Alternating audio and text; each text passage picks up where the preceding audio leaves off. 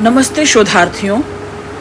YouTube channel क्योंकि कहना ज़रूरी है में आज सुधा उपाध्याय के सौजन्य से हम इलाहाबाद विश्वविद्यालय के एक शोधार्थी के साथ जुड़ते हैं। सदी के महत्वपूर्ण कवियों की श्रृंखला बना रही हूँ।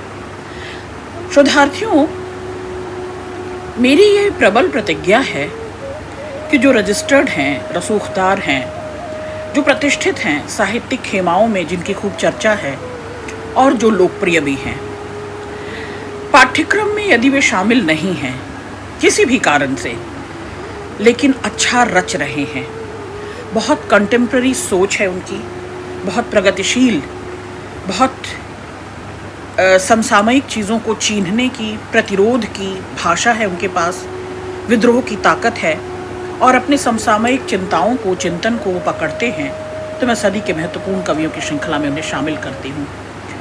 उम्र के लिहाज से वो कनिष्ठ हों, वरिष्ठ हों, मुझे इससे कुछ खास फर्क नहीं पड़ता, क्योंकि इस YouTube चैनल पर इस कविता वीडियो के विवेचन विश्लेषण में लगभग 75 के करीब 75 कवि और कवियत्रियों को मैं ले चुकी हूँ, जो उम्र में 28 से 30 की उम्र में होंगे और उम्र के लिहाज से ऐसा कहीं नहीं है कि उनका अनुभव संसार या उनका संवेदनात्मक संसार या उनका रचनात्मक संसार कहीं से भी किसी से कमतर है। मैं चुन चुनकर शोध करती हूँ और कविताओं के चयन में पूरी ईमानदारी बरतती हूँ और बहुत पारदर्शिता के साथ चयन कर, खोज कर कविताओं को चुनने में ज़रूर समय लगाती हूँ। और जैसा कि आप सभी जानते हैं कि इस YouTube चैनल पर मैं उन 5 कविताओं को न केवल वाचन पढ़ती हूँ, बल्कि जितना बन पड़ता है एक्सटेम्पोर विवेचन और विश्लेषण करती हूँ। तो आज इलाहाबाद विश्वविद्यालय के MA के हिंदी के विद्यार्थी और शोधार्थी केतन यादव जी के साथ हैं हम। अभिरुचियों की बात करें तो केतन को साहित्य में और समाज में तो रुचि है ही, साहित्य का विद्यार्थी होने के साथ साथ दर्शन शास्त्र में भी उनका अच्छा रुझान है। वे भ्रमणशील हैं, घर द्वार, समाज, संसार, जैसा कि मैंने कहा कि समय और समाज में हस्तक्षेप रखते हैं, गार्डनिंग का शौक़ रखते हैं और सामाजिक मुद्दों पर बेबाक अपनी राय देते हैं। न केवल रचते हैं, माने हिसाबी किताबी दुनिया में नहीं, बल्कि एक्टिविस्ट के तौर पर एक फील्ड वर्क के रूप में भी ये सामाजिकों में अपनी सेवा के लिए जाने माने जाते हैं। प्रकाशन की बात करूं तो केतन यादव की कविताएं लगभग अब सभी लोकप्रिय और प्रतिष्ठित पत्र पत्रिकाओं में प्रकाशित हो रही हैं, चाहे वो वागर्त हो, कृति बहुमत हो, जनसंदेश टाइम्स, समकालीन जनमत, समावर्तन, बनमाली, ये युवा पीढ़ी विशेषांक में इनकी कुछ कविताएं प्रकाशित रहीं, समकाल हो, जानकी पुल, इंद्रधनुष, हिंदुस्तान, अमर उजाला, ऐसी कई तमाम पत्र पत्रिकाओं में केतन की कविताएं प्रकाशित होती रही हैं। इन्होंने 19 की उम्र में ही 2021 में लौटती हुई सांझ, ये सर्वभाषा ट्रस्ट प्रकाशन से ये कविताएं संकलन इनका प्रकाशित हुआ।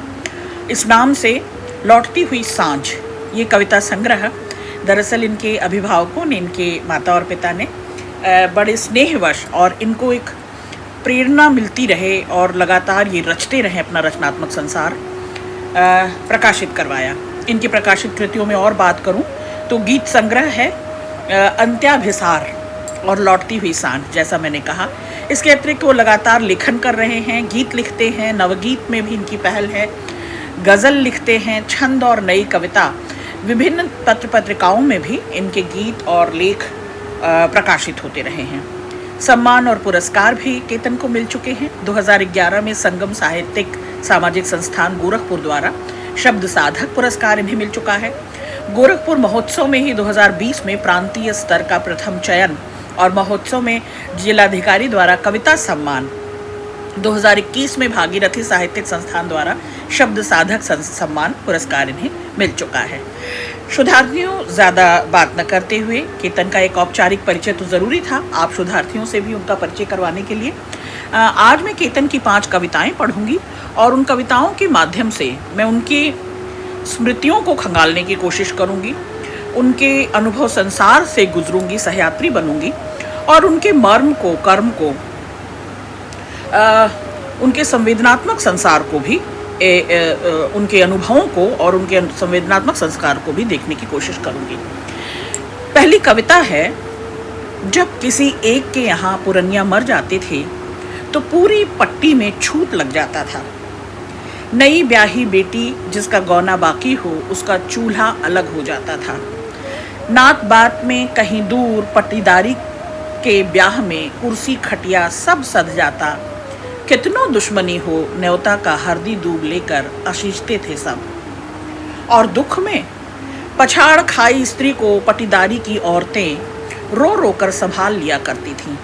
ये अलग बात है कि उत्सव के आखिरी तक कोई न कोई पट्टीदारी का अड़ंगा लगा ही देता और तभी जीजा और फूफा उनकी तरफदारी में एक साथ बोल ही देते थे। बुढ़िया अय्या कपार पीट कर समझाती थीं कि छनन मनन होता ही रहता है पट्टीदारी में हमेशा। इसका मतलब क्या हम अपने खेत का मेड़ थोड़ी दूर ले जाएंगे और बदल लेंगे पड़ोस और पड़ोसी? ये प्रश्न देखें आप शोधार्थियों, इस पर बात करूंगी। अटल बिहारी वाजपेयी भी तो कहते ही थे, हम दोस्त तो बदल सकते हैं लेकिन पड़ोसी नहीं।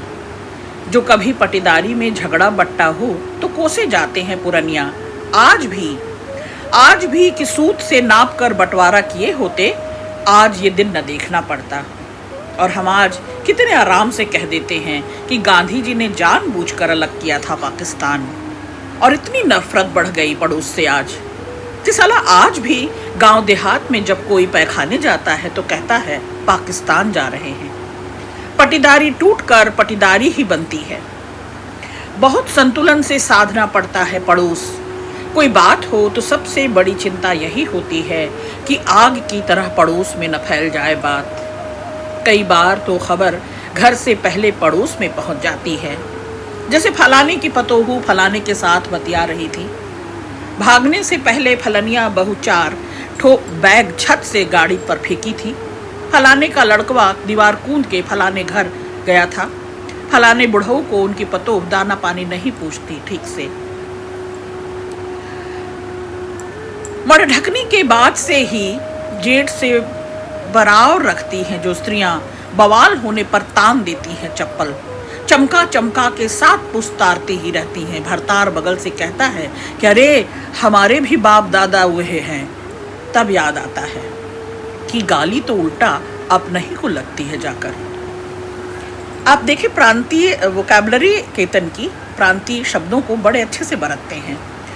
गुलगुला सा दिल कटकरेज करके पड़ोसिनों को बख्श देती हैं पड़ोसिने, लेकिन अगर तनातनी के बाद भी पट्टीदारी का कोई छुटका खेलते खेलते दुआरी पर आ जाता है तो बड़े लाड़ से चाय रोटी पूछ लेती हैं खाने को। अब पड़ोस के घर की खबर फेसबुक या इंस्टाग्राम से मिलती है ऑनलाइन। झगड़ा होने पर अधिक से अधिक अनफ्रेंड या ब्लॉक होता है पड़ोसी। कहा सुनी की जगह पोस्ट लाइक करना बंद कर देते हैं। बस जोमेटो के आने पर पता चलता है कि फलाने के घर आज शायद खाना नहीं बना। रिश्तेदारों के बीच अनचिन्हे लगते हैं पड़ोसी। जितनी सिमटती जा रही दुनिया उतनी ही बढ़ रही है दूरी। इस ग्लोबल विलेज में बगल में पट्टीदारी पड़ोस में रहकर भी बहुत दूर मालूम पड़ती है, बहुत दूर मालूम पड़ती है। शोधार्थियों, आप देखें, केतन संबंधों को पहचानना, निभाना और संभालना जानते हैं। केतन आज आहत हैं। ये जो हम ग्लोबल दुनिया में हैं, वसुधैव कुटुंबकम का नारा है सब तरफ कि पूरी दुनिया, पूरी वसुधा कुटुंब के समान है और कुटुंब टूट रहे हैं। नात रिश्तेदार, घर परिवार, घरदार सब टूट रहे हैं। संबंध टूट रहे हैं। यहाँ तक कि आस पड़ोस से हमारा कोई खास गहरा नाता नहीं रहा। जो सुख दुख की साझेदारी थी वो नहीं रही। जो एक निबाहदारी थी, जो एक दूसरे के साथ हम समय और सांझ साझा करते थे, एक दूसरे से हंसते बोलते बतियाते थे, जो तीज त्योहार हमारे अपने साझा होते थे और हम एक दूसरे के आपद विपद में, दुख में कनात की तरह खड़े हो जाते थे, अब वह सब नहीं होता। सोशल डिस्टेंसिंग ने कहीं सोल डिस्टेंसिंग जैसी स्थिति बना रखी है, आत्माएं नहीं मिल रही हैं। केतन तो बहुत दूर की बात करते हैं, यानी पास पड़ोस की बात करते हैं। स्थितियां इतनी दुष्कर हो चुकी हैं शोधार्थियों कि एक ही घर, एक ही परिवार में, एक ही मकान में रहते हुए 4 लोग आपस में बोलते बतियाते कम हैं और वो आभासी दुनिया के आभास में ही खोए रहते हैं। उसके ही रंगीन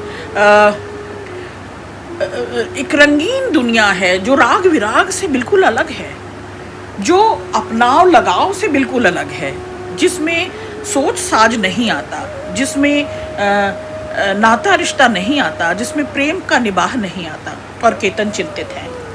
तो केवल चिंतित नहीं है केतन, बल्कि उस चिंता के साथ वो दरअसल आने वाली अपनी नस्ल को, अपने समवयस्कों को और आने वाली पीढ़ियों को भी ये बता जता देना चाहते हैं कि ये वसुधैव कुटुंबकम का जो नारा है, ये जो ग्लोबल दुनिया हुई जा रही है और लोकल धीरे धीरे ख़त्म होता जा रहा है, जो हमारा आपसी जुड़ाव, जो तमाम तरह के रिश्ते नातों से हम पहचाने चिन्हे जाते थे, जो एक संयुक्त कुटुंब में जो नातेदारी थी, जो पड़ोसियों से हमारा बोल बर्ताव था और जो एक दूसरे को हम दुख में सुख में सूंघ लेते थे, जान समझ लेते थे और विस्तार हो जाता था कुटुंब का, परिवार का। शादी ब्याह में कभी देखा नहीं जाता था कि पड़ोस में 10 मेहमान ठहराए जा रहे हैं, या दुख में भी, विपरीत प्रतिकूल परिस्थितियों में भी पूरा का समूचा गांव एक कमरे में बदल जाता था। तो आज वो कमरा कई गांवों में बदल चुका है, उस कमरे के कई कोने हो चुके हैं और कोनों में बैठे हम अपना अपना विलाप देख रहे हैं, अपना अपना संवाद की स्थिति नहीं बन रही है। तो केतन की एक कविता निश्चित तौर पर समसामयिक कविता है विद्यार्थियों। अगली कविता है, रात भर टिप टिप कर सब का सब झर जाने के बाद भी अनासक्त खड़ा है हर श्रृंगार। ये कविता मुझे विशेष प्रिय है। पूरे वातावरण को अपनी सुगंध से थामने के लिए, फिर अगले भोर उतना ही खिल जाने के लिए लताओं पर लटके आसमान को ताक रहे हैं अपराजिता के फूल। सारी नीलिमा खुद में भर लेने की हद तक सफेद हो जाने की हर कीमत चुकाने को तैयार है चांदनी। नरगिस और सूरजमुखी तत्पर हैं अपने बदन पर ही पीलापन झेलने के लिए। हर साल विरह के मौसम में बिखर जाता है पेड़, दूर हो जाती है उसकी देह को निभाती लास्ट लीफ भी। ये कहानी हम लोगों ने बचपन में पढ़ी थी। उम्मीद, आशा पर जैसे टिकी है ये दुनिया, जैसे उस आस के, उस पत्ते के गिर जाने से सब प्रलय आ जाएगी और सब कुछ खत्म हो जाएगा। तो धीरे धीरे जो इंतजार है उस पीले पड़ते पत्ते का, उसके झड़ जाने का जो खौफ मन में है, जो भय है, जो आतंक है, केतन उसको बिल्कुल दृश्यात्मक बना देते हैं। पर जब टहनियों में धड़कता है बसंत, हर बार भयानक गर्मी में जलती चुभती, जिसको कहते हैं ना गर्म हवा, तेज लू को भी चीर कर अमलतास जैसे चटक खिल जाता है। तो पतझड़ के बाद जिस तरह बसंत का आगमन होता है, केतन उस ओर इशारा करते हैं। यानी उम्मीद पर कायम है ये दुनिया, उम्मीदें जिंदगी हैं, उम्मीद जगाती हुई कविता है। पर जब टहनियों में धड़कता है बसंत, तो फिर कोपलों को जगह देता है वह, प्रेम करता है दोनों शाखाओं को फैलाकर, टूटता है मन कितनी ही बार। केतन कहते हैं कि ये नाश और प्रलय और फिर जीवन का पुनर्नवा हो जाना, तो प्रलय और जीवन एक दूसरे से जुड़े हुए हैं, मृत्यु और सृजन एक दूसरे से जुड़े हुए हैं। इसको केतन कितनी छोटी सी उम्र में इसकी शिनाख्त कर लेते हैं। बेहतरीन कविता है। प्रेम करता है दोनों शाखाओं को फैलाकर, टूटता है मन कितनी ही बार, पर इसका यह मतलब तो नहीं कि प्यार करना तो छोड़ दें। एक रास्ता में चिपचिपी जब हर रात एक ऊब बोझिल और नीरस कर देती, तब हर बार एक नूतनता रोक लेती है। मेरी आंखें तुम्हारे चेहरे पर एक नयापन पुरानेपन के बीच, और पकड़ लेता हूँ पीछे से तुम्हारे दोनों कंधे, चूम लेता हूँ तुम्हारी पलकों पर उफनती ताजगी, हर चंपई सुबह, हर चंपई सुबह। तो आप देख रहे हैं, सांझ बीतती है और हर सांझ की सुबह आती है। हर सूर्यास्त के बाद एक सूर्योदय होता है।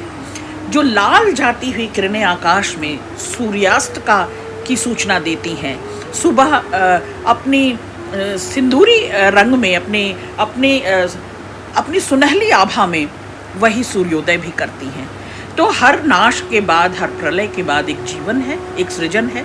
केतनुसोर चिताते हैं और कहते हैं कि इसके बाद हार मानकर बैठ जाना, या हर श्रम के बाद, हर थकन भरे दिन के बाद फिर से एक नई ऊर्जा और एक नए उजास का इंतज़ार करना होता है। अगली कविता है, एक गांठ खुलते ही स्वेटर का एक फंदा खुल जाता है। मैंने कहा ना, फिलॉसफी में भी, दर्शन में भी केतन को रुचि है। आप इस कविता में देखेंगे, मुझे इस कविता में दर्शन दिखाई देता है। एक गांठ खुलते ही स्वेटर का एक फंदा खुल जाता है, एक सुई भर छेद से रिस कर फूट पड़ता है बांध। सूखे में भी मधुमक्खी की स्मृतियों में पंखुड़ी के स्पर्श का स्वाद ही रह जाता है। एक गंध के भ्रम से टूट जाता है संयम, एक चेहरे के उभार से उठ जाती है रात। बादल, नींद, एक नाम की पुकार से पूरा संवाद चीख पड़ता है। एक बार और बात करने का लोभ, एक बार और बात करने का लोभ, मिटा न दे बहलाव भटकाव का षड्यंत्र। बांधा था तुमने अपने पूरे जन्म का ढांढस, एक साथ उठा तो लूं फोन, पर मुझे डर है कि तुम बिखर न जाओ कहीं। उठा तो लूं फोन, पर मुझे डर है कि तुम बिखर न जाओ कहीं। एक छोटी सी शॉर्ट फिल्म देखी थी, मुझे फिल्मों का भी, साहित्य की तरह फिल्मों का भी पूरा बहुत शौक है। उस फिल्म में भी एक फ़ोन की स्थिति है, फ़ोन पर संवाद अधूरा रह जाता है, वार्तालाप नहीं हो पाता, एक तरफा रह जाता है। जिसने फ़ोन किया, जिसको किया, दोनों जानते हैं कि वो एक दूरभाष से, एक दूर संचार से जुड़े हुए हैं। संचार भी हो रहा है बिना बोल बत कही के, कुछ कहा और सुना नहीं जा रहा, लेकिन दोनों जान रहे हैं कि उस तार से, उस बेतार के तार से वे जुड़े हुए हैं। प्रेम भी कुछ ऐसा ही है, कहे जाने के बीच जो अनकहा रह जाता है, जो छूट जाता है, जो अल्प विराम में होता है, दरअसल वो पूर्ण विराम तक पहुँचते पहुँचते परिपक्व होता जाता है और गहराता जाता है। ज्यों ज्यों बूढ़े शाम रंग त्यों त्यों उजलू होए। तो ये बहुत अधिक बूढ़ने में, डूबने में एक अलग रंग का, एक उन्नयन का, उजास का, एक उल्लास का केतन संकेत करते हैं। कहते हैं जो अनकहा रह गया है, जो इन्वर्टेड कॉमर्स के बीच में रह गया, जो छोटे से अल्प विराम में रह गया, अनकहा रह गया, उसने ही तो सब कुछ कह दिया। तो सब कुछ कहा जाना ही बहुत ज़रूरी नहीं होता। केतन उस चुप्पी को, उस मौन को आदर देते हैं। अगली कविता है, भाषा को न जाने कितना समय लगेगा यह समझते कि अलग नहीं है उनकी देह, मन भी उतने ही मिट्टी पानी का बना है, उतना ही जितना लगता है सब में, उतनी ही जगह घेरते हैं वे। अचकचाते हुए सिर नीचे किए निकल जाते हैं भीड़ से अलग होकर। कोई स्त्री कहाँ हो पाए किसी स्त्री की सगी, अधिक सगापन अप्राकृतिक है। जहाँ पर दो लड़कों का गले मिलना कितने विशेषणों से भरा हुआ होता है। लड़का और लड़की कभी दोस्त नहीं हो सकते। इससे कहीं अधिक कठिन है यह पचाना कि लड़का और लड़का केवल दोस्त नहीं हो सकते। दो लड़कियां केवल पक्की सहेली हो सकती हैं। अधिक पकना रिश्तों का यहाँ भी ठीक नहीं है। यह सीख रहा है, ठीक नहीं है, यह सीख रखा है उन्होंने भी। बरसों बरस छलना स्वयं को आईनों के बाजार में, सेम पोज लेकर देखना उतना ही जितना घूमता है सबका कैमरा। बहुत बढ़िया। जिन्होंने एक साथ फोटो रखने शुरू किए, प्रोफाइल पर दिखने लगे साथ साथ, वे थोड़ा सा खटक रहे। मानवाधिकार वाले एल्बम में कानून से लेकर समाज तक लंबी है डगर पनघट की, जिन्होंने थाम लिए एक जैसे हाथ। ये कविता केवल समलैंगिकता पर नहीं है। ये कविता मैंने कई बार पढ़ी और जो समझा मैंने कि केवल कानून से विद्रोह नहीं है, केवल समाज की रूढ़िग्रस्त पारंपरिक मान्यता और सोच और विकारग्रस्त सोच मानसिकता से ही लड़ाई नहीं है, इस कविता में और बहुत कुछ है, वो मैं कहूँगी। जिन्होंने थाम लिए एक जैसे हाथ साथ रहने के लिए, कितने मकान मालिकों ने लौटाया, कितने अधिक हुए वे असामाजिक, कितने जगह ले लेंगे वे कि आ जाएंगे अलग वोटर लिस्ट में, अलग वोटर लिस्ट में। ढूंढ रहे थे वे सजाती ये चार आंखों से, चार आंखें, चार होना, प्रेम में होना। प्रेम जात जमात नहीं मानता, प्रेम लिंग नहीं मानता, प्रेम कोई स्तर, कोई वर्ण, कोई वर्ग नहीं मानता। ढूंढ रहे थे वे सजाती चार आंखों से इस विशाल भूमि पर अपना कोना, अपना कोना। इतना कि बचा रहे प्रेम, बचा रहे समाज, नहीं चाहिए उन्हें अलग पृथ्वी, उड़नबाजी के लिए अलग आकाश, अलग देश या अलग नागरिकता, अलग नहीं है वे, बस इतना ही चाहते हैं मनुष्यता से। यानी मनुष्य की मनुष्य से शिनाख्त हो, पहचान हो, मनुष्य अपने आदिम रूप में परिभाषित हो, मनुष्य उनके भी वही दो आंख, दो कान, एक नाक, एक मुंह और दो हाथ, दो पैर। तो अन्य जीवों से वो मनुष्य इतर कैसे है, अलग कैसे है?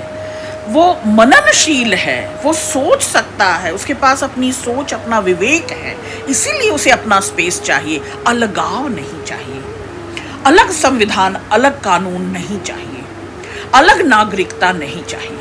वो फिलिप द ब्लैंक्स में अलग तरह की जाति और वर्ग और वर्ण से संबोधित ना हो, अलग जमात के रूप में संबोधित ना हो। तो ये केवल तीसरी ताली की बात नहीं है, ये केवल समलैंगिक लोगों की बात नहीं है, ये केवल विजातीय कर देने वाले एक खास किस्म के अपने गुण और स्वभाव के कारण उन्हें अलग से शिनाख्त करने और उन्हें अलग कर दिए जाने, उनको अलग नागरिकता दिए जाने की सोच से भी लड़ाई है। और मनुष्यता के रूप में पहचान की।